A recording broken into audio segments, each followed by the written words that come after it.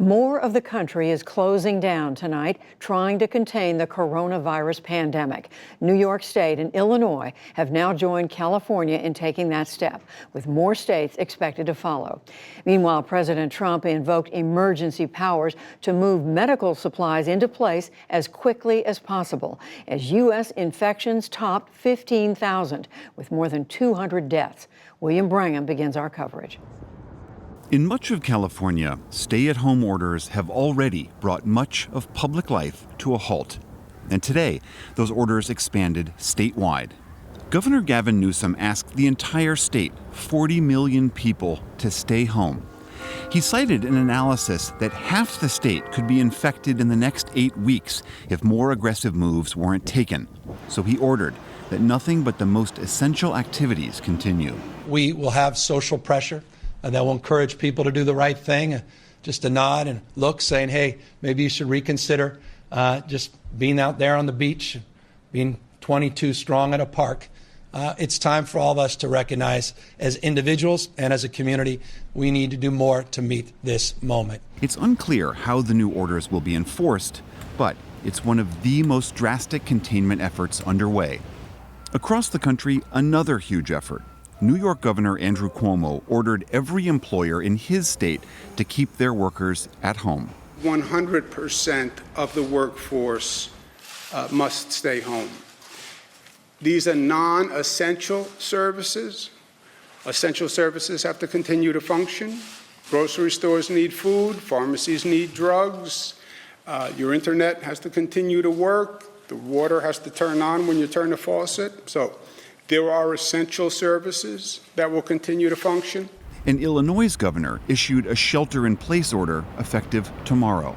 These states have seen a surge in COVID-19 cases, and they, along with Washington state, are the hardest hit in the country. Their hospital systems are already being stressed, and critical protective supplies are running low. The White House offered some forms of relief today. President Trump said he had invoked the Defense Production Act and directed certain companies to change their focus and produce supplies needed for the coronavirus fight. And the president also announced an extension to the April 15 tax filing deadline. We're moving it all the way out to July 15th. No interest, no penalties. Your new date will be July 15th. In a move to stem the spread of the virus across countries, he announced the U.S. and Mexico had agreed to close down the southern border to non-essential travel. But in what turned into a testy, contentious press conference, the president also said several things that are factually wrong.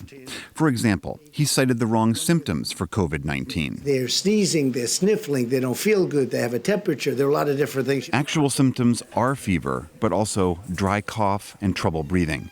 Sneezing and sniffling are not.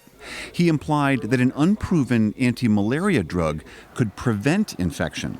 There's zero proof of that. One of his top health officials, Dr. Anthony Fauci, had to correct the record moments later. The answer is no. And contrary to all public health guidance, the president implied the U.S. didn't need additional testing for the virus. You're hearing very positive things about testing. It's able to test millions of people. But we inherited a broken, old, frankly, a terrible system. We fixed it, and we've done a great job.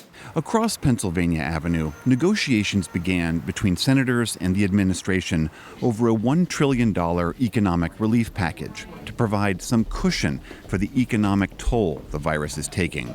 I don't think I need to tell anybody how catastrophic that is. That's happening all over this country, and it's going to accelerate. Today's a payday.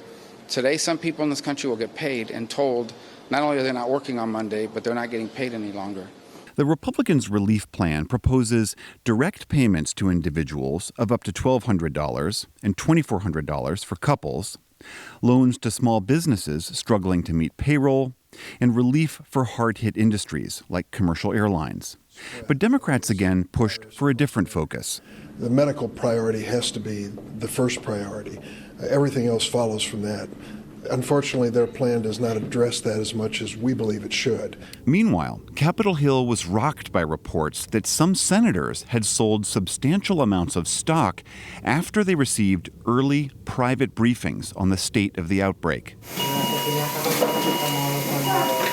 In Italy, more tragic news.